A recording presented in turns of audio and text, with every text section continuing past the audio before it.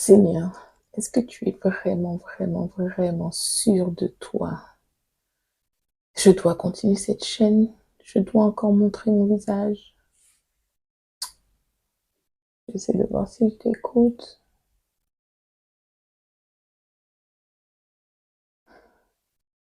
Hmm, faut que je vérifie encore. Je ne suis pas sûre.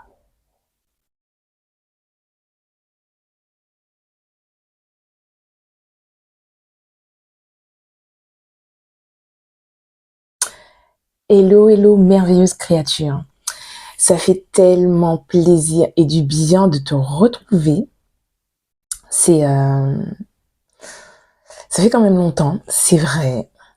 Pour être honnête avec toi. Et comme tu as pu l'entendre, j'ai essayé de vérifier 1 milliard, et c'est très peu, de fois si je devais continuer la chaîne, si Dieu était bien en accord avec tout cela. Et c'était très simple, très très simple. Il fallait juste aller dans... Attends, c'est très simple. Il fallait juste aller dans le verset, dans la parole du coup, de Romains 12, verset 2.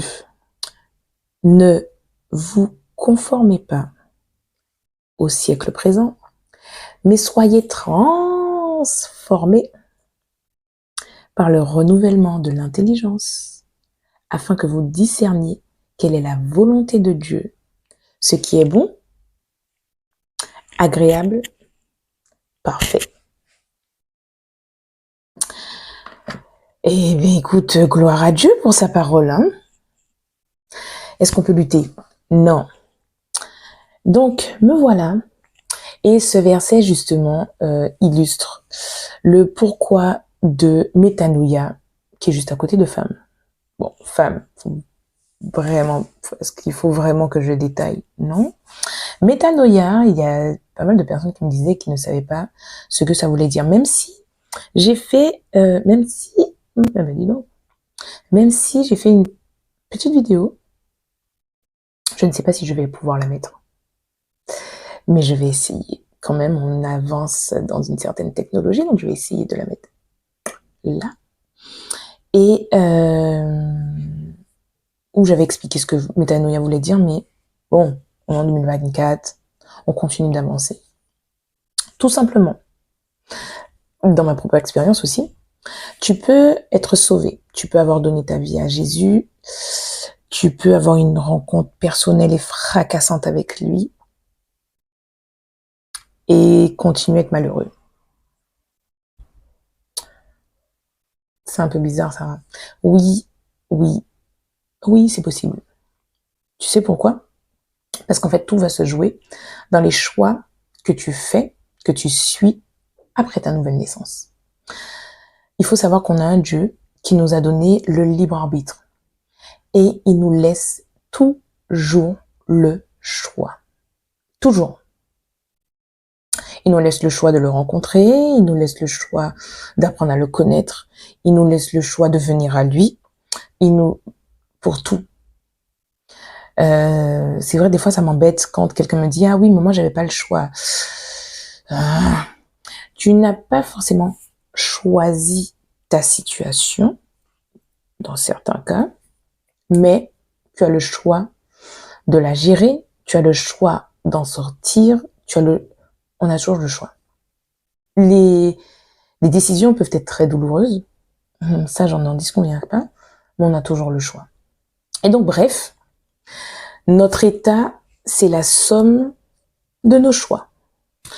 Et donc, personnellement, je vais remettre, si j'y arrive franchement, je vais remettre le lien ici pour quand je parle de ma nouvelle naissance et comment j'ai eu une rencontre avec Jésus.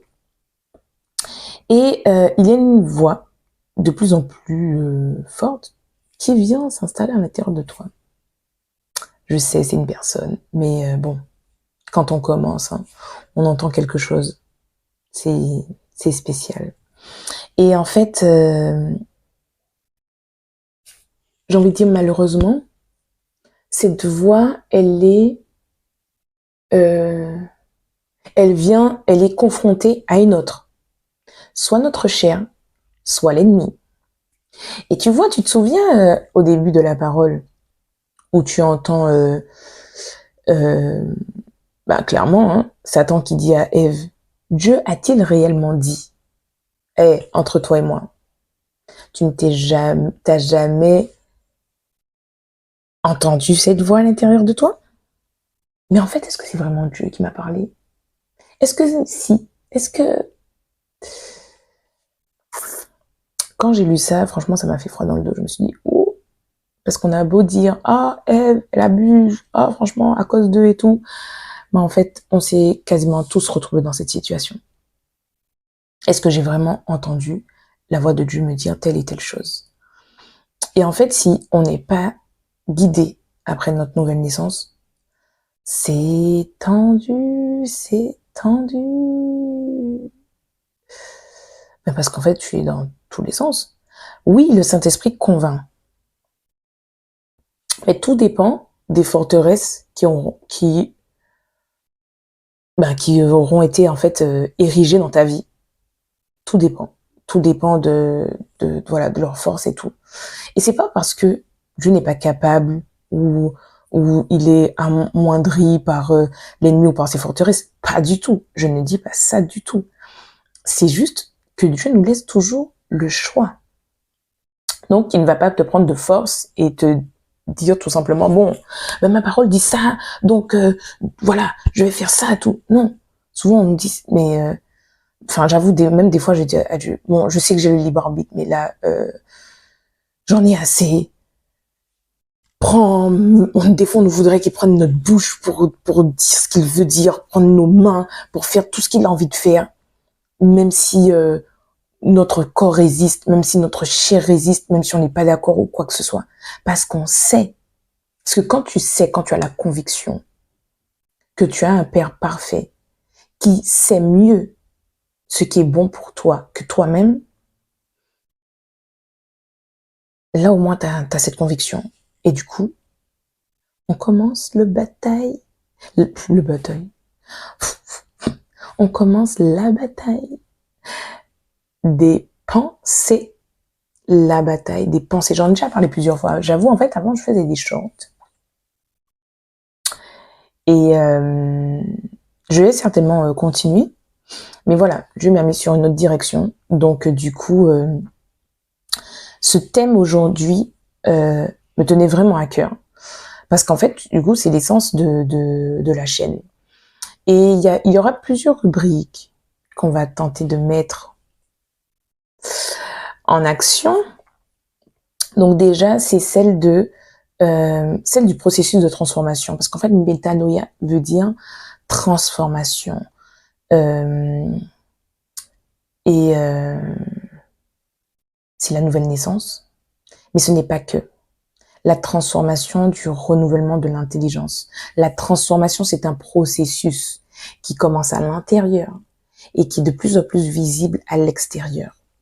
Malheureusement, des fois, on veut que ça soit visible à l'extérieur, avec plein de choses qu'on se met là sur notre dos. Et puis à l'intérieur, t'es brisé, t'es fracassé, t'es en mille morceaux, t'es là, mais pourquoi? Mais qu'est-ce qui se passe? Mais je ne comprends pas. Voilà. T'as toutes tes craintes, tes peurs, voilà. Et donc, en fait, c'est ça, le processus métanoïa. Le processus métanoïa, c'est le fait d'être conscient que Dieu veut travailler avec nous, à l'intérieur de nous, pour nous. Parce qu'en fait, Dieu veut que l'on soit sauvé. Dieu veut que l'on soit en communion avec lui. Et ensuite, Dieu veut que l'on règne. Si tu es sauvé, tu n'as pas de communion, et que tu penses que tu vas régner si tu veux, parce que tu as toujours le choix. Mais après, ça va être compliqué. Parce que c'est ça. Et après, on dit, oui, mais si Dieu existait, pourquoi il y a ça dans le monde et tout? Parce qu'en fait, petit aparté, mais qui fait partie de la vidéo, on fait nos propres choix, on mène notre vie comme on l'entend, Et après, les conséquences, on fait pourquoi? Parce qu'avant de faire des choix, il faut justement lever la tête et dire, qu'est-ce que t'en penses? Au fait. Et c'est ça le processus de transformation. C'est que Dieu a un avis sur tout. Il a un avis sur tout ce que tu fais, toute ta personne. Il t'aime tellement que tout ce que tu es, tout ce que tu as, tout ce que tu penses, il a un avis.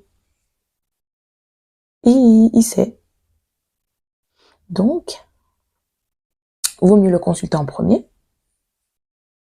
Et après, tu gères ta vie avec lui, petit à petit. Ou du moins, il gère ta vie. Mais bon, comme physiquement, c'est toi, donc tu la gères aussi, parce que tu fais tes choix.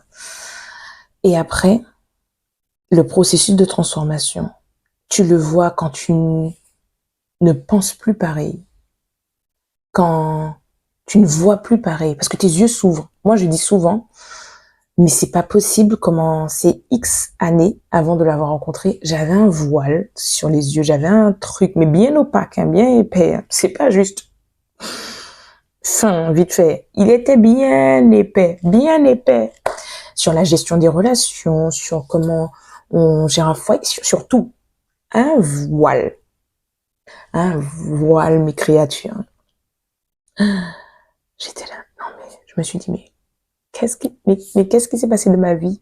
Enfin, bref, ça c'est un autre chapitre. Je sais pas.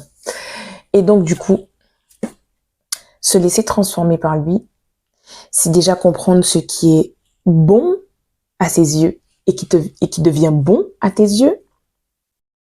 Ça devient agréable. Parce que au départ, bah, c'est ce qu'il veut, mais c'est pas forcément agréable pour toi. C'est pour ça que plein de personnes disent oui, mais vous avez plein de lois, moi je peux pas faire ma vie ce que je veux, je me sens pas libre, etc.